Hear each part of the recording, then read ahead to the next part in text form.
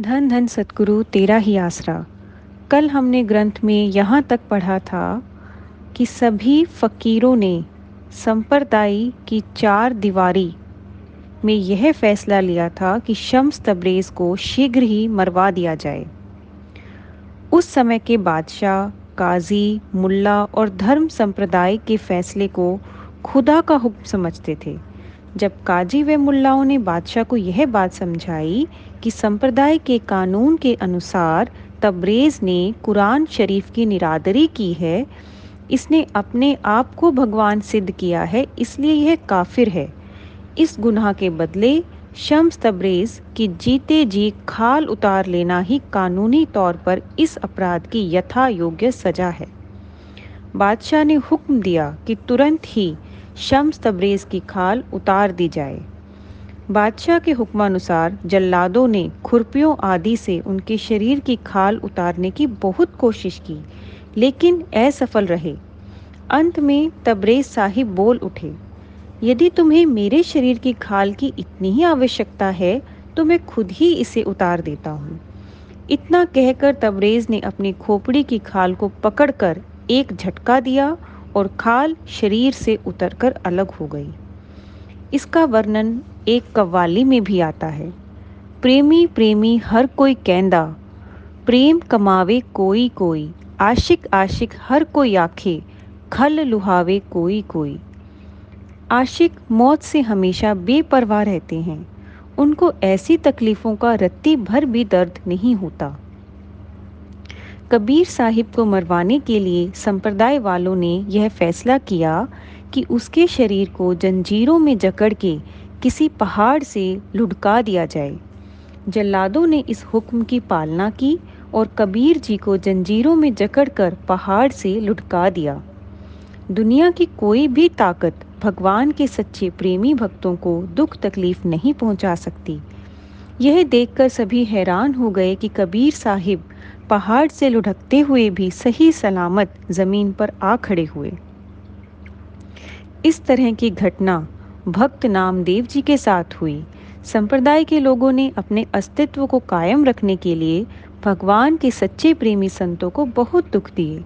उन्होंने बादशाह से कहा कि नामदेव हमारे मजहब के खिलाफ प्रचार कर रहा है, इसलिए उसकी परीक्षा ली जाए और ऐसे काफिर को तत्काल मरवा दिया जाए। अचानक उसी मौके पर बादशाह की एक गाय मर गई। बादशाह ने भक्त नामदेव जी को बुलाकर हुक्म दिया कि यदि तूने सच्चे मार्ग को प्राप्त कर लिया है तो इस मरी हुई गाय को जीवित कर दो। भक्त नामदेव जी गौ को जिंदा करने के लिए प्रार्थना करते हुए अपनी वाणी में इस तरह फरमाते हैं।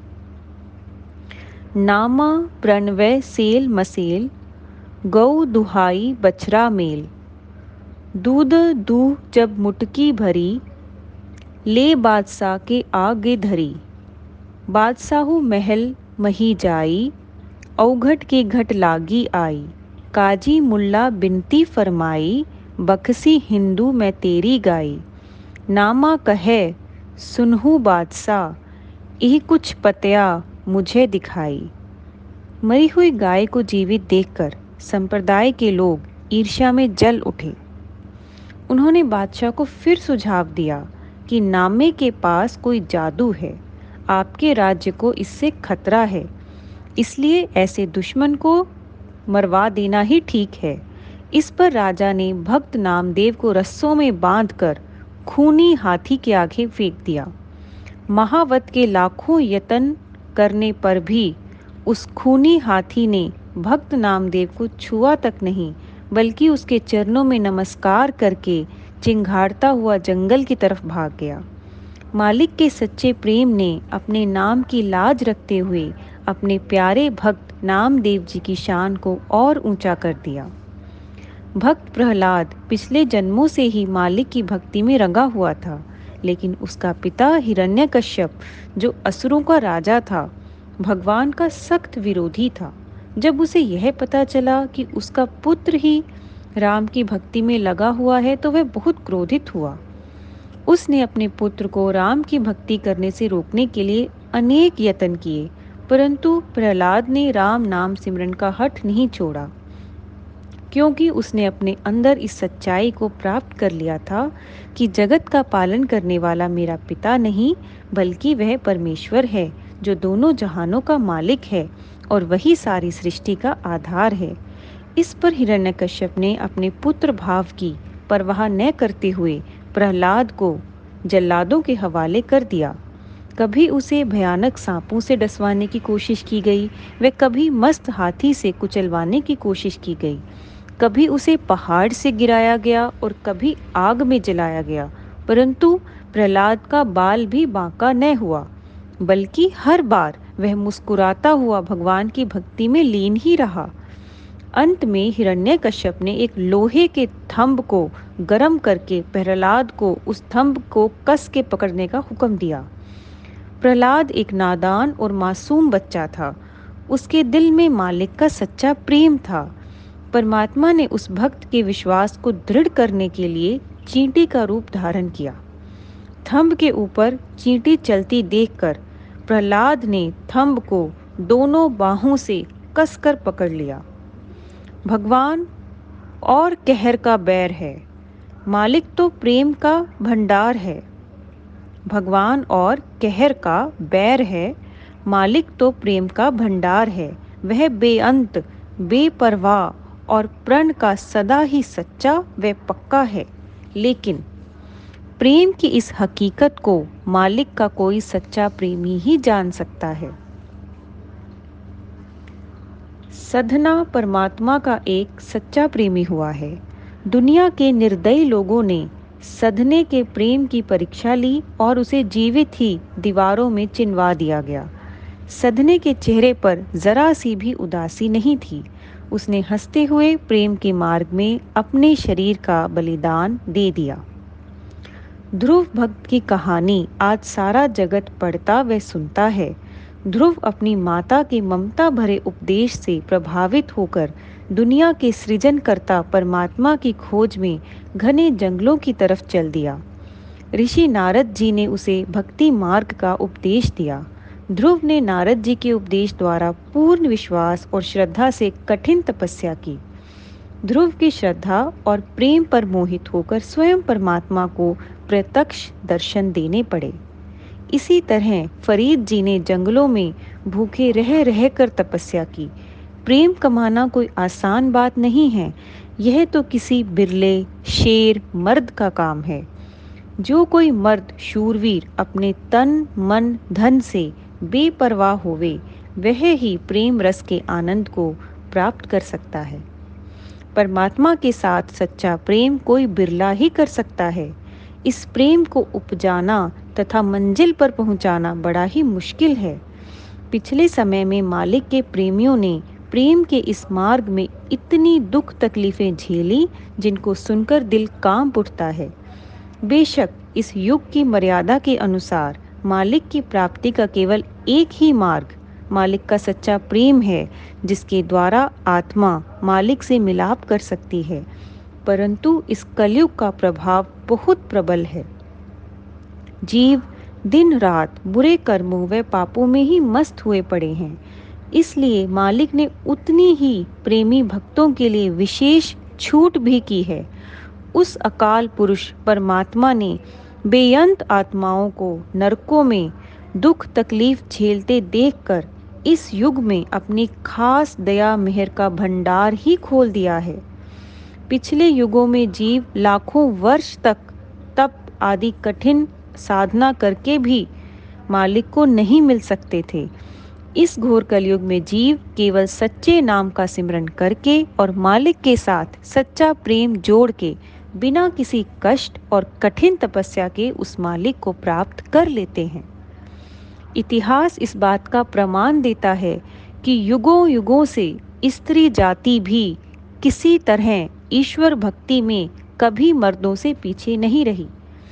स्त्री जाति के हृदय स्वाभाविक तौर पर कोमल व दया भरपूर होते हैं। उनमें विषय वासनाएं मर्दों से कम होती हैं। वे मर्दों से सांसारिक कार्य व्यवहार तथा आचार विचार में भी अधिक सच्ची व पवित्र होती हैं। उनमें ठगी, चोरी, फरेब, झूठ, कपट आदि अवगुण भी कम पाए जाते हैं। दूसरे स्त्री जाति को अपने पतिव्रता के धर्म का पालन और दिन रात अपने परिवार की सेवा के कारण भी परमात्मा की खास दया तथा बख्शीश प्राप्त होती है। वह अपने घर गृहस्थ में रहकर मालिक का भजन सिमरन करती हुई सहज ही मुक्ति पद को प्राप्त कर लेती है।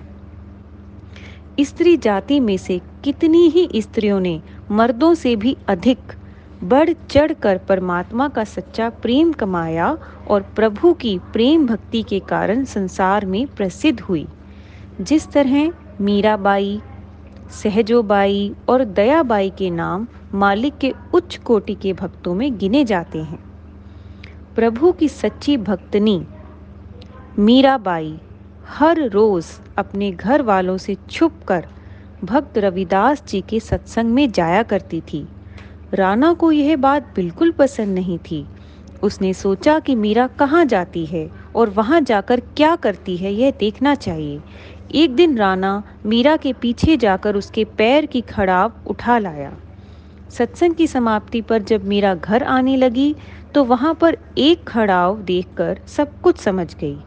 मीरा के प्रेम का सदका उसे उसी वक्त उसको ठीक उसी तरह की दूसरी खड़ाव मिल गई। राणा पहले ही महल में उसके इंतजार में बैठा था। उसने मीरा के पैरों को बड़े ध्यानपूर्वक देखा। मीरा के पैरों में असली जोड़ी देखकर उसकी हैरानी की कोई सीमा न रही। परमात्मा की सच्ची भक्तनी मीरा अब बेधड़क हो चुकी थी। राणा ने मीरा को कहा कि देख, राजपूत घराने की महारानी होकर तेरे लिए नीच जाति के व्यक्ति के पास जाना ठीक नहीं है। मीरा तो लोक लाज की सीमाएं पार कर चुकी थी। उसने राणा की इन बातों की कोई परवाह नहीं की। प्रभु का सच्चा प्रेम उसके रोम रोम में रम चुका था, जो मीरा को भक्त रविदास जी के सत्संग से ही प्राप्त हुआ था। प्रेम से खाली व लोक लाज में रंगे हुए राणा ने मीरा को मारने के लिए एक जहरीला नाग सुंदर पिटारी में बंद करके दासी के हाथ मीरा के पास भिजवा दिया। जब मीरा ने पिटारी खोली तो सचमुच ही उसमें से 9 लखा हार निकला। मीरा ने अपने पति राणा की भेजी हुई भेंट, जो नाग से हार बन चुका था, गले में पहन लिया। मालिक का सच्चा प्रेम काले नाग को भी हार बना देता है। राणा की हैरानी की कोई हद ना रही। फिर उसने मीरा को मारने के वास्ते एक जहर का प्याला नौकरानी के हाथ भेजा और कहा कि मीरा को कहना कि यह तेरे ठाकुर का चरणामृत है। मीरा ने उस जहर के प्याले को अमृत समझ के खुशी खुशी पी लिया।